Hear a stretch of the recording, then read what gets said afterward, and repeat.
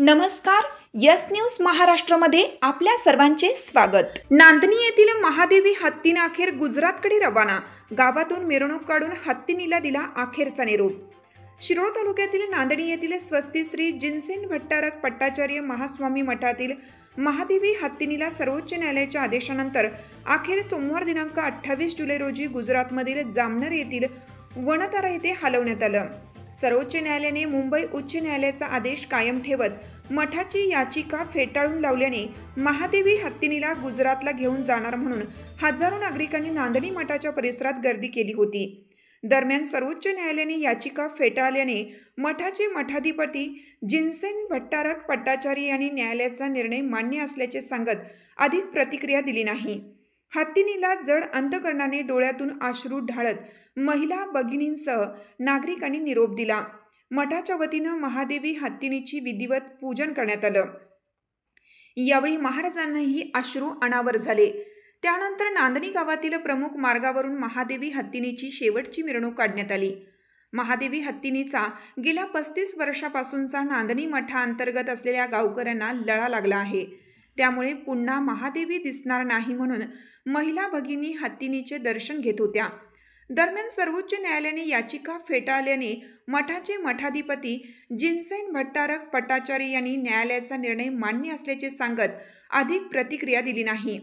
कोणताही अनुचित प्रकार घडू नये म्हणून यासाठी कोल्हापूर पोलिसांकडून पोलीस बंदोबस्त तैनात करण्यात आला होता। सोमवारी रात्री 8 वाजता वनतारामधील पथक गुजरातमधील ॲनिमल ॲम्ब्युलन्ससह नांदणीत दाखल झाले आहे। दरम्यान हत्तीन जाणार ही बातमी वाऱ्यासारखी पसरल्याने नांदणी गावामध्ये शिरोळ हातकणंगले तालुक्यातील जैन बांधव मोठ्या संख्येने दाखल झाले होते। मध्यरात्री 12:30 वाजता महादेवी हत्तीनीला अखेरचा निरोप दिला। यस न्यूज महाराष्ट्रासाठी सचिन लोंडे, कोल्हापूर जिल्हा न्यूज प्रतिनिधी।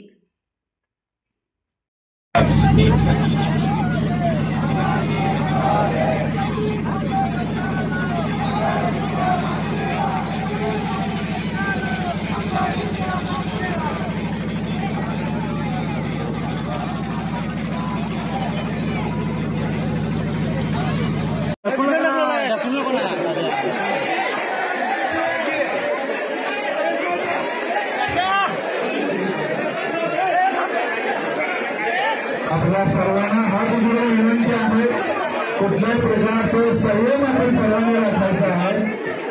आपल्या सर्वांचा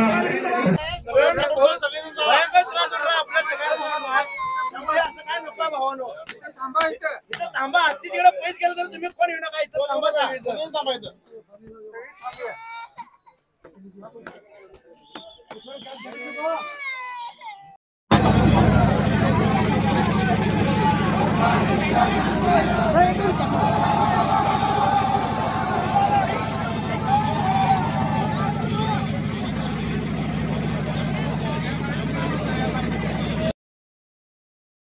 तुमची साथ आमची।